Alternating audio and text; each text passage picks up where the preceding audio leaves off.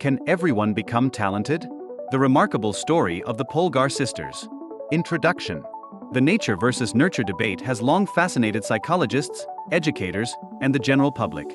Are great performers born with innate talent, or can they be created through dedicated practice and the right environment?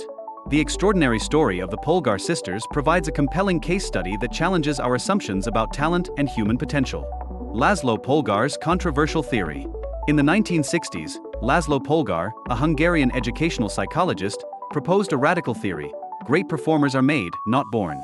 He argued that with dedicated practice in any chosen field, any healthy child could be transformed into a genius. This idea was met with skepticism and even ridicule. A local government official went so far as to suggest that Polgar should see a psychiatrist to get rid of his delusions.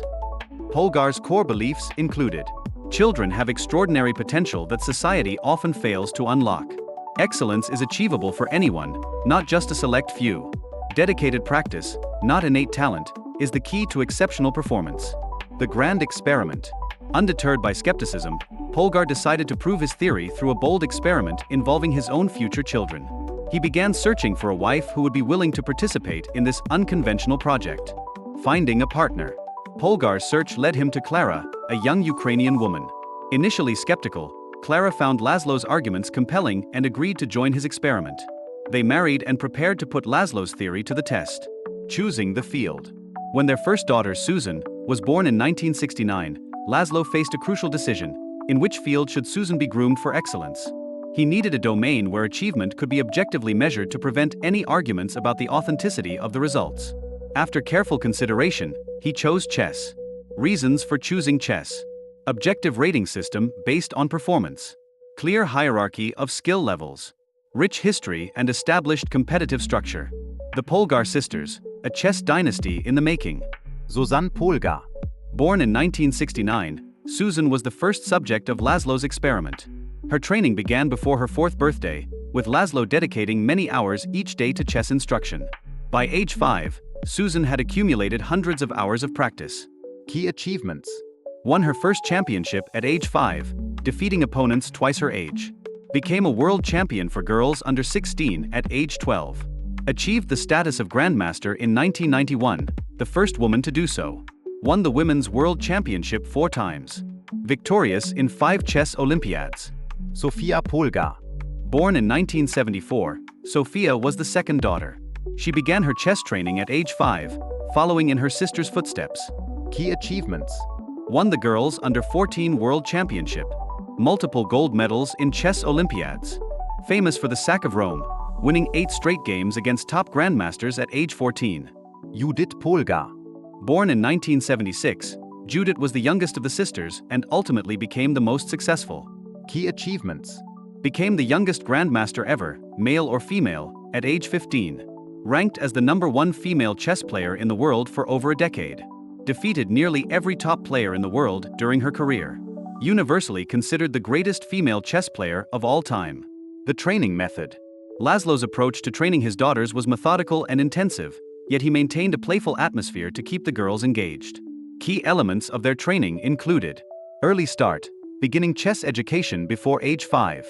Homeschooling, allowing for more focused and intensive training. Playful approach, making chess exciting and engaging for young minds.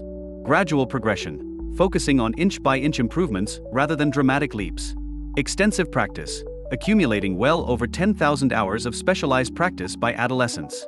Voluntary participation, the girls were not forced to play, maintaining their intrinsic motivation. Challenging the notion of innate talent. The Polgar sisters' success challenged prevailing beliefs about innate talent in several ways. Lack of genetic predisposition. Neither Laszlo nor Klara were exceptional chess players, ruling out inherited chess ability. Replicability. All 3 sisters achieved high levels of success, suggesting a systematic rather than random factor at work. Correlation with practice. The sisters' levels of achievement correlated closely with their dedication to practice, with Judit, the most successful, also being the most committed to training. The iceberg illusion and public perception.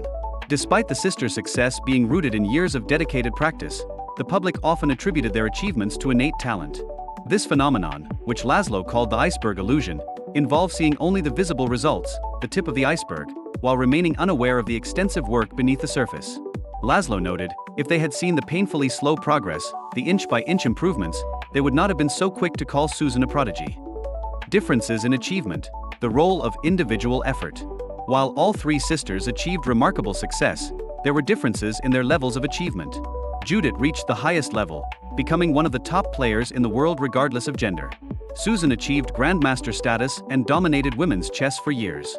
Sofia, while still highly successful, did not reach the same heights as her sisters. These differences correlated closely with the sisters' levels of commitment and practice. Sofia, by her own admission and the observations of others, was less committed to intensive practice than her sisters, particularly Judit. Implications and controversies. The Polgar sisters' story raises several important questions and implications. The role of early specialization in developing expertise. The ethics of intensive childhood training. The balance between nurturing talent and allowing for a normal childhood. The potential for similar results in other fields beyond chess. The interplay between practice, motivation, and achievement. The sisters' perspective. Having lived through this extraordinary experiment, the Polgar sisters have unique insights into the nature of talent and achievement. Susan Polgar, my father believes that innate talent is nothing, that success is 99% hard work.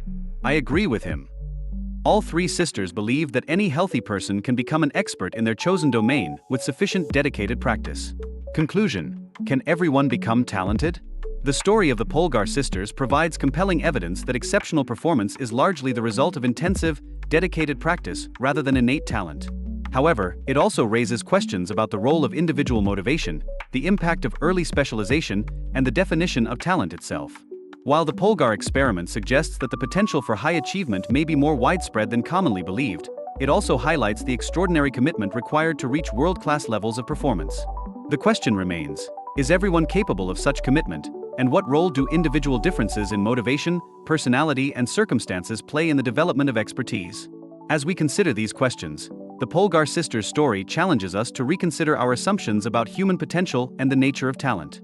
It invites us to imagine a world where excellence is seen not as the province of a gifted few, but as a possibility open to all who are willing to dedicate themselves to its pursuit.